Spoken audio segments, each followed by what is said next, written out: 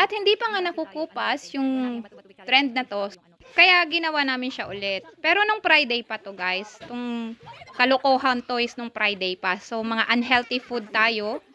Ayan, chichirya yung aming mga pinapak diyan. So, ganyan nga kami mag-bonding. Kaming magpapamili. Ganyan yung bonding namin. Minsan ganyan. Minsan nag-aaway. O, diba? Ang saya lang. So, nung ganap na dyan, tawa ako ng tawa dyan habang natakbo. O kaya nahingal ako.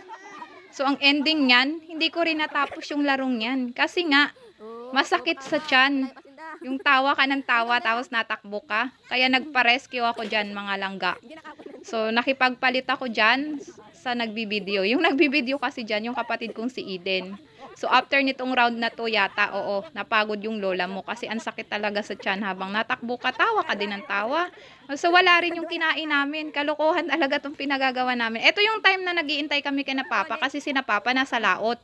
So, nagtumambay kami dyan sa baybay para pagdating nila is ano na, magbayaw-bayaw na lang. So, yun na yung time na pinalitan na ako ni Eden. Kasi sabi ko, ayaw ko na kasi masakit na yung tiyan ko kakatawa. So, ayan.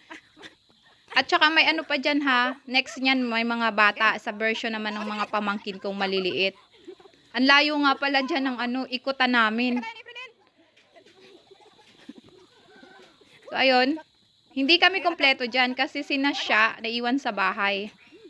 Kasi nung time na yan, nagde-date sila sa ano, magkausap sila ng darling niya sa video call. So, ako yung time na yun ang walang kausap, siya naman yung pumalit. So, ayan, hataw na hataw talaga sa subuan itong si Eden at saka si Aprilane. O sige, go ahead lang kayo guys.